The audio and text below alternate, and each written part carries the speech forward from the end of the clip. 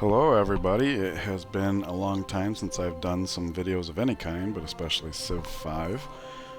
I was having some microphone issues and I've arrived at a sustainable solution, so here we are. I had a few people asking about Civ 5, and I know it's what made my channel popular, and it's just plain more content and more interesting, more in-depth. So here we are. I am going to treat this as if it's an introductory series, so I will be going over some more of the basics. Historically, that's what people have liked, and who knows, maybe there's new people finding the game. Things like that. So right off the bat, we are playing as France, unfortunately. I don't think they're a very good Civ. I personally have never won a game with them. They do seem to lend themselves to culture victories, so that might end up being the case.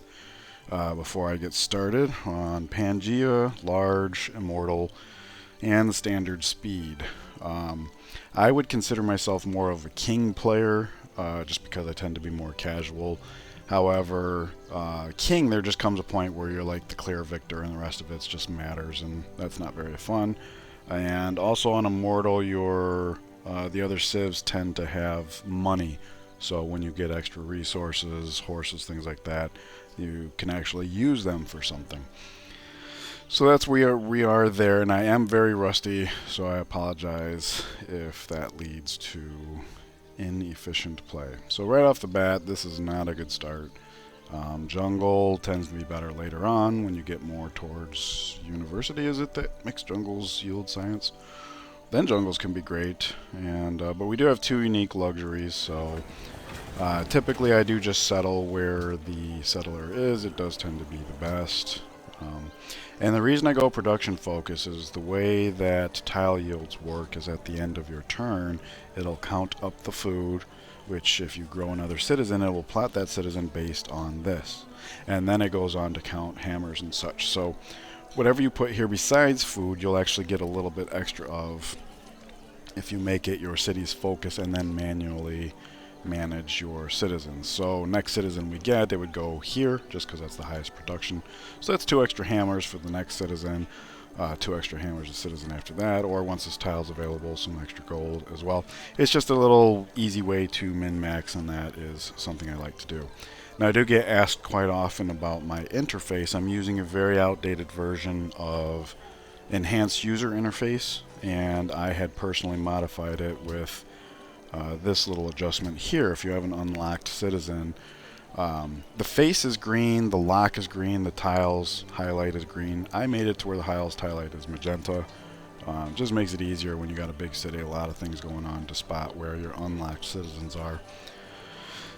So anyways, I do apologize, this mod is simply not available anymore. In fact, if I remember correctly, when I got back into Civ 5, I wasn't able to find, like the copy I'm using right now is not, there's something wrong with it. I forget the specifics because it's been a while, but so unfortunately, something to do with the city names or something like that. I don't remember, but I haven't been able to find an old copy of it. Anyways, getting into the gameplay, typically I start with a scout onto a monument, and I usually research pottery first just so we can get a shrine going. On Immortal, it's pretty hard to get your own religion or be one of the first ones. Nevertheless, faith is a currency that you don't generate otherwise, so it's best to get it rolling because you will need to have some later on for purchases of great people and things like that. So anyways, usually before I settle, I will send my warrior out just to get an idea of, is this in fact the best settle? Because the problem with moving the settler, sometimes you can appear to get a better one, but let's say I move here, for example, thinking this is better somehow, and this is a horse tile. I'll get the horses, but I won't get any of the benefits of a pasture, and that can be problematic as the game goes on. So I like to maximize my visibility. Usually I move away from the settler with my first move and then figure out where to end. At first this looked like a city-state border, but obviously we wouldn't be that close. So if I did end here, which would be, I like to end in the rough just because there's a movement penalty. And since it's your last movement anyways, the penalty is basically absorbed.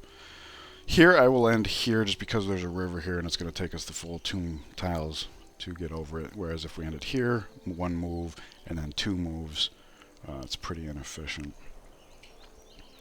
Now this looks like mountains, but I don't know if it looks like I could probably get around here, but the warrior's job is to basically get enough of visibility to try and figure out where the scout should head off in. And it looks like, with the exception of the southwest, we're largely surrounded by rough, so I don't think there's going to be a right or wrong answer as far as where to deploy the scout. So I'll just stick in kind of like a counterclockwise pattern to just basically take the ring we already have and open it up. Okay, we find our first ruins. Let's see, this tile is not itself. I do like to collect ruins on the end of my movement, just in case it's an upgrade. I don't miss out on movement, but to move here and then here would be inefficient, so yeah, and typically, I mean, the odds are against it being at 1 specific yield. So here we get a free tech, which is pretty nice. That'll definitely help, especially since we're going to be needing calendar and jungle removal. So already, tech-wise, we're kind of stretched thin on what we would actually need. Alright, so it looks like if I come here, I'd like to end up on the hill, but then I'm going to have to cut back here anyways, and that might be less efficient, because we would still, well, I don't know if I would be able to. Alright, let's just follow the river. Okay, so it wouldn't have mattered anyways, because we're going to come here next, regardless. Yeah, probably would have been better to end up on the hill. Usually is. My philosophy as far as scouting has changed. I try to be more complete, so I don't leave like little fog spots like this. Used to be I would get just close enough to the coast, but if you don't get on the coast, you're going to miss things like Great Barrier Reef if it's present. So anyways, map's usually not a good ruin, but it reveals that there's a city-state, so I'll go a little bit out of my way to make sure to meet them. Does look like there's a good chance we're going to be first there. And we grew this turn, so as you can see at the end of last turn, it counted the food, populated the citizen, we got an extra 2 hammers. Good deal. But for now we are actually going to focus on growth, because science is our biggest limiter. It usually is, and with our geography here, it's going to be more so for us. So definitely want that science rolling as much as possible, and if that means things get produced a little slower, I don't think that's a problem. I forgot to mention that I do tend to be more of a Liberty player. I really like the Liberty play style, and once they nerfed the tradition, I think it's a pretty strong contender. It's very good for early game, at least. And already we got a luxury here, sheep, deer. So even though this is relatively bad land, it looks like this might actually be a decent settle spot. Because you want your settles when you're playing Liberty to be somewhat close to the city. Your cities aren't going to grow to have as much population per city, so you're not going to be working as many tiles. So you just want to settle someplace where you got some good tiles, so that other people can't take them. Alright, on to the monument so we can actually get those policies going. Let's see.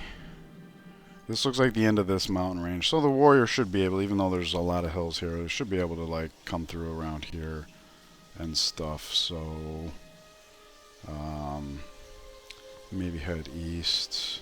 Yeah, okay. Let's end up on the hill at least for maximum visibility. Oasis there. Those can be fun. City tiles have to be at least 4 away, so I wouldn't be able to settle here. And maybe settling on the marbles not the greatest. So I'll scout a little bit more in this area, because that is yet another unique luxury. So that would lend itself to settling, and it is far enough away from the city that, and on the river. So let's look into that a little bit more. Okay, banana and deer. All right, it's looking like we'll explore a little bit more, but it's looking like maybe right here would be a decent settle spot, some good tiles and whatnot. Okay, we knew that was there. Oh, cool. All right, a little bit of happiness boost, not bad.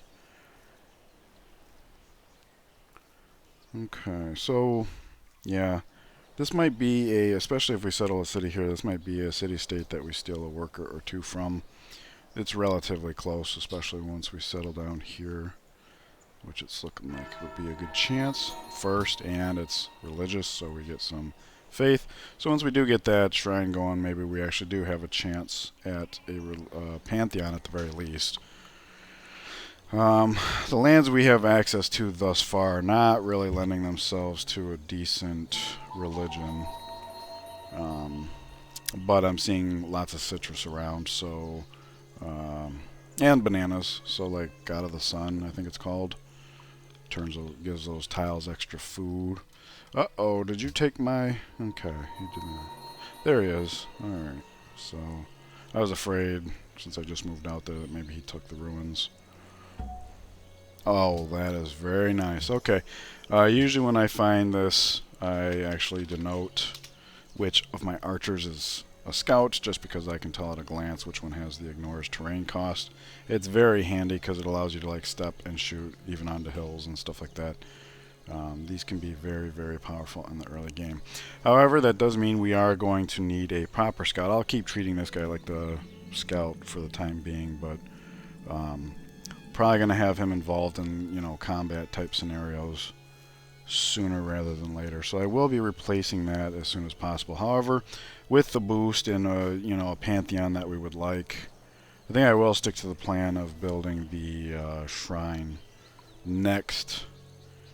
And by that point, we'll probably be ready for a settler to be built. So it might end up being that once we hit 140 gold, I'll just buy it. I mean, I usually buy an archer anyways. Oh, cool. There we go. Another city-state. Usually my first purchase is 200 gold towards an archer, so I think it's 140 gold towards a scout. Obviously, it's going to be a discount. And then usually my second purchase, if I don't have tiles to purchase, I usually purchase a library in my newest settle just before going for the National College, just to help everything line up. But of course that actually requires getting resources and selling them off, so I'm getting way ahead of ourselves here. Alright, I do tend to go animal husbandry next. The ability to make a caravan, I don't make the use of it right away, but seeing where the horses are, like I was saying in the beginning of the game, if this is a horse tile here, like obviously the city would get better. So the sooner we reveal them, the better off we will be. I do kind of want to start cutting back so I don't leave any stone unturned, so to speak. Okay, a lot of jungle. Yeah. With these marsh tiles here, maybe if I come up through here, hill there. Okay, and there's some mountains. We'll start cutting back now. Meanwhile, okay. I think I was saying earlier that my philosophy in scouting has changed. I like to be more complete, so I'll have the warrior cut back here just to see what that is. Oh, look at that. It's another unique luxury. Okay, so this settle got better. Not particularly great in the growth or production department, but a unique luxury will allow at least pay for itself. And that's all you really need in Liberty City. They can't all be winners. Like even this one's pretty great, but it's like all growth, almost no production. So... actually, with all the growth that we have, this will probably be the first guild city. Because if we are playing France, we'll probably want to get the tourism rolling as soon as possible. Yeah. I don't know, we'll have to see. Okay. So we have a camp in our way, and this is one of those. This is one of these examples of why scout archers are so awesome. I'll be able to step shoot, and this is rough, so like I'm defended, right? Like I'm on a hill, I'm behind a river here. Step shoot, still in the rough, step shoot, and that way I can continue to uncover. Whereas if this was a traditional archer, I'd literally have to sit there. I wouldn't have been able to shoot this turn. I'd have to just stand still and shoot. So yeah, I'll have the warrior come up here and help. Just because if this hasn't thrown off another barbarian already, it probably will while I'm trying to take it down. Yeah, see, there's... Alright, so he can see me, because it's my understanding that the barbarians are treated like their own civ. So the fact that this guy can see me, all other barbarians know I'm here. He's very less likely to step out because he's holding the camp. So I'm more likely to have to fight with this guy. So I'm going to shoot him rather than the camp.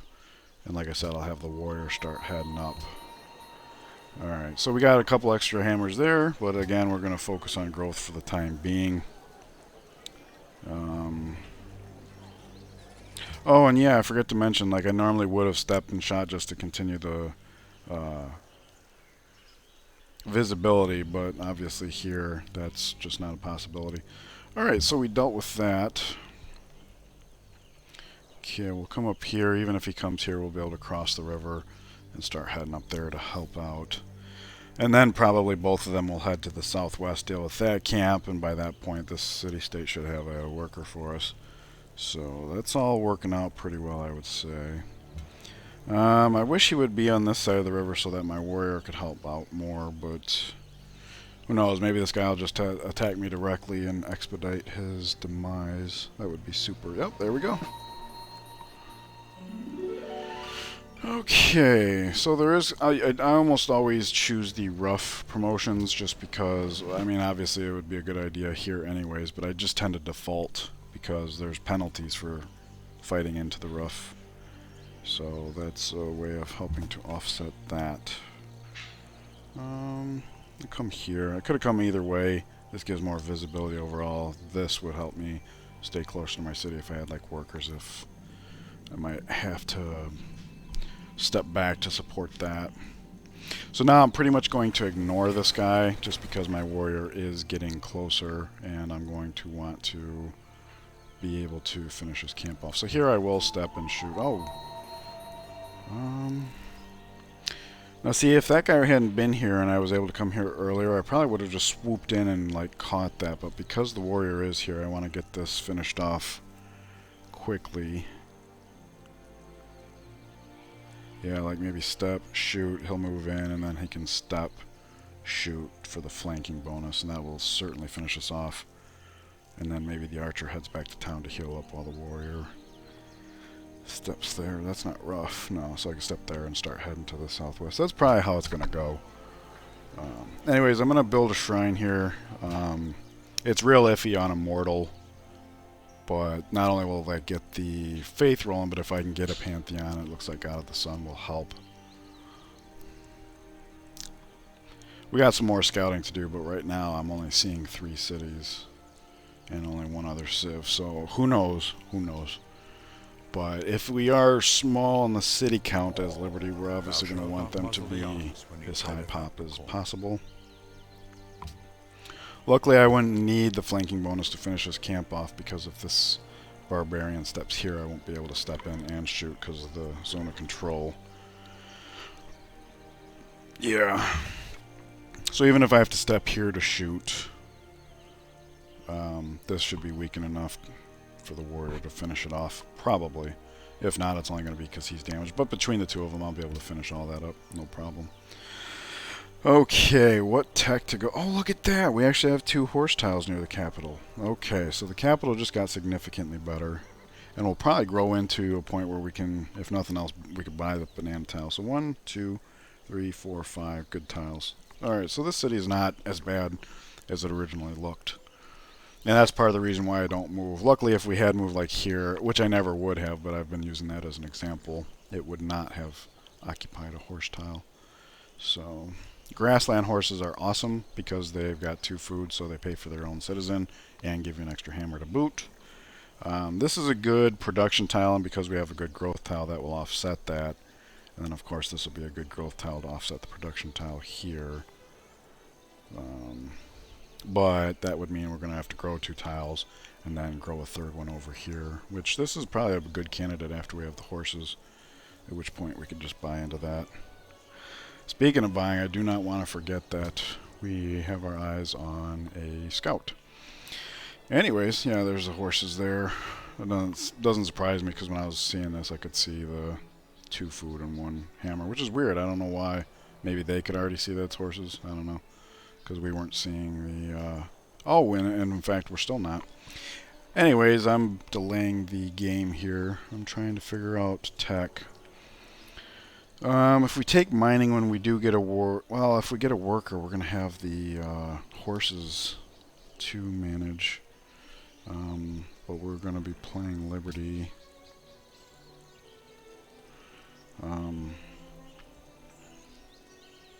We'll have to see how the timing goes. Like, if I settle here first, I'm not going to have a need for a worker right away. Just because we don't have calendar, we don't have marble, we don't have the ability to remove jungle yet. We would be able to work a mine here if we had mining, and of course we can do the horses. I think if we were to, because we're going to have a 4th citizen before we finish the shrine, so I think after the shrine we definitely have to build a settler. Which means we are going to want a worker because we're going to be struggling with happiness. Yeah, so let's go with mining for now. The alternative would have been writing, just so we can build a library there. It's all going to be a matter of timing. And of course, we're going to need trapping because we got deer in both of our expands that we're eyeballing. I do apologize that this is taking long. I am quite rusty. Alright, is that in fact the first Pantheon? I tend to like gloss over which Pantheons. Okay, it is the first. I tend to gloss over Pantheons and city-state demands. Luckily with enhanced user interface you kind of have like an overview. There'll be icons next to each city-state. But eventually you meet so many city-states and civs that half of them are off the screen anyways and you get more and more notifications. So I will try to be more mindful of that. Alright, so we moved there, which is great, because now I can definitely get the flanking bonus, which should mean I definitely clear it this turn. Alright, so I'll have my archer start heading down. We'll have the warrior pick that up. Well, let's see. Archer, 1, 2, 1, 2, 1, 2. Yeah. I mean, we need the archer to get down here first, just because he can start softening them up. And if the warrior is not healed, that's not so bad, but for the archer to not be healed is a problem. Who knows, if he moves here, I might just step and shoot anyways, and then, yeah, that's probably what's going to happen. He'll, because he's on a hill, he can see us here. He might, yeah, they tend to be sticky just to be annoying.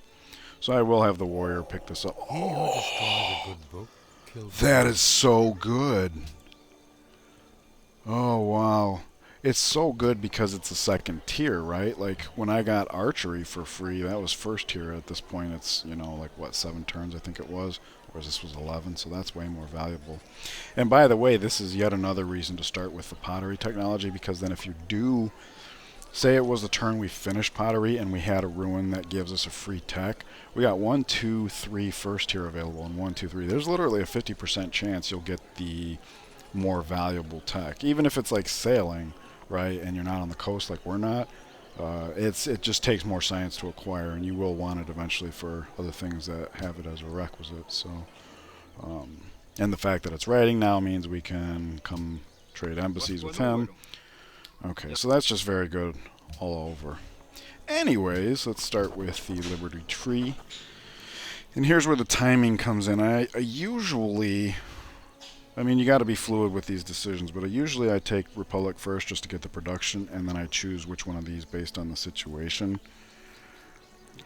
The worker is kind of a bizarre thing here, right? Because we do kind of have a need, and we also kind of have the opportunity. But, and like once we settle here, the worker can't really do anything over here. But once we start getting the text for all this, they're going to have a lot to do over there. So... we will have to see how that goes. And then, of course, here we're just going to finish that guy off because we can. At this point, I don't think he's going to get any more XP off of barbarians. So it might have been just as well to just leave the guy go to get the extra step.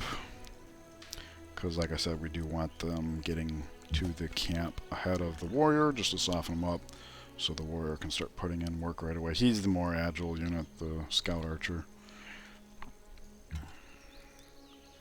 Oh, well, at least this way, the one turn we spend healing will almost heal to full. Okay, so that did work out that I took the time to shoot that guy. Nice. Unfortunately, it means they're going to be tripping over each other when it comes to who gets there first. But the warrior is going to have to contend with the river, so that's just as well. Okay, as long as it's not God of the Sun, because that's the one we would want. How soon until our borders grow? 1, next turn. Okay. Good. Good, good, good. Alright, so for as flaky as a start as it looked, this is actually not going bad at all. Definitely will make this change right away. And then of course we'll revisit it once we start building a settler, since you stagnate by design.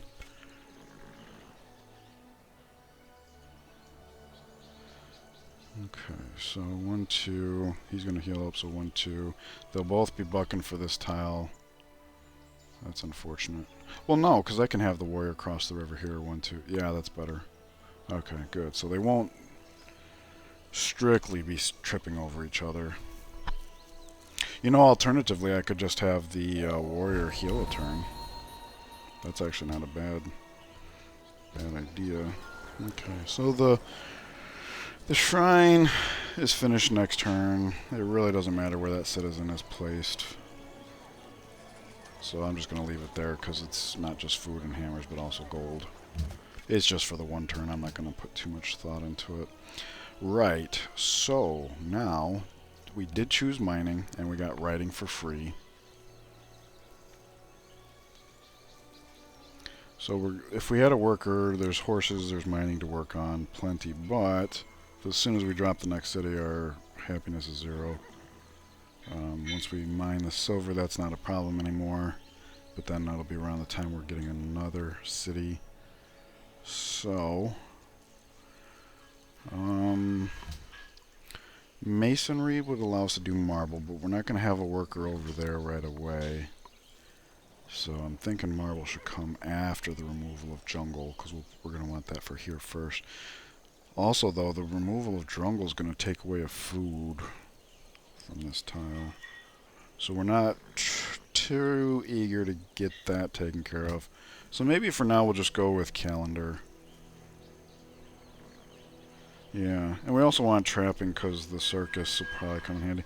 Although we're only going to be able to build the circus in the 1 town this far. But I don't know. Anyways, I think calendar is the best option here, so I'm just going to go like that. Alright, so he's pretty much healed up. Do I heal the warrior for a turn? He would be here next turn if I didn't. Archer here. Archer would move here, which is not a good idea. I'd probably move him here so he could step and shoot as a surprise.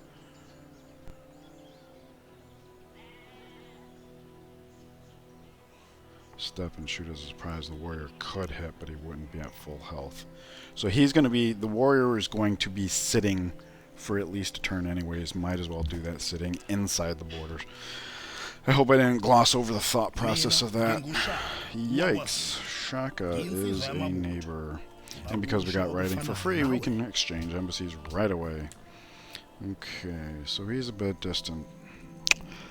Well, you know, that is very, very unfortunate. We're at the bottom, he's at the top. No surprise there. We're on immortal, so we're going to be at the bottom. But for him to be on the top is not good. So settling this right away...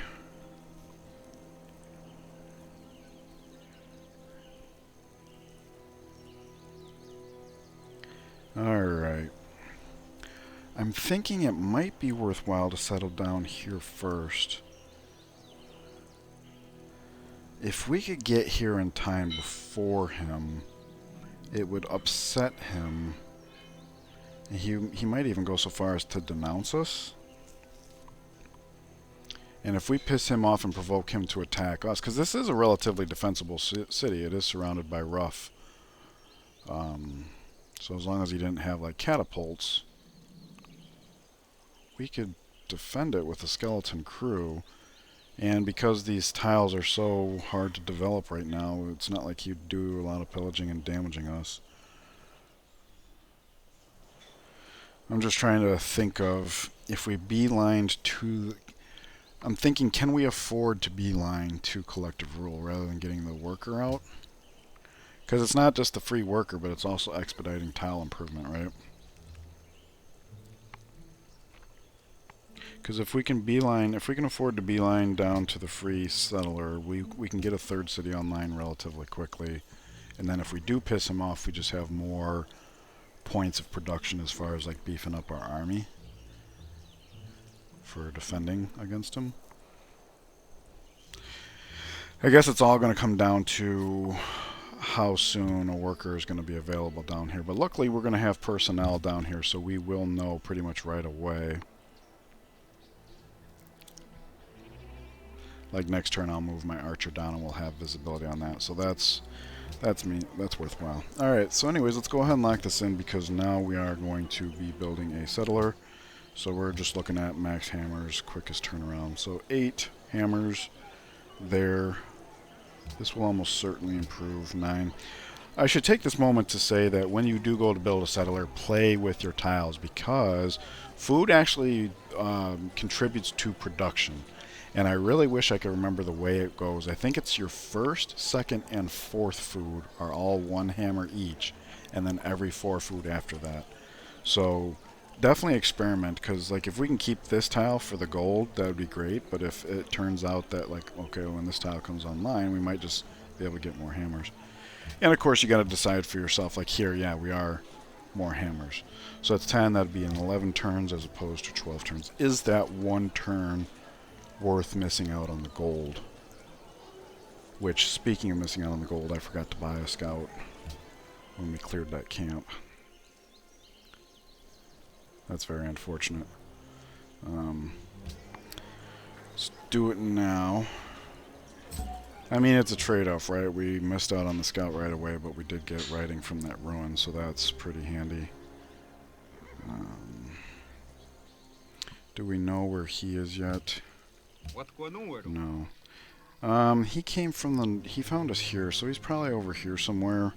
That's where the scout will start, which makes sense too, because if you look at the map, that's where the cloud is closest to us.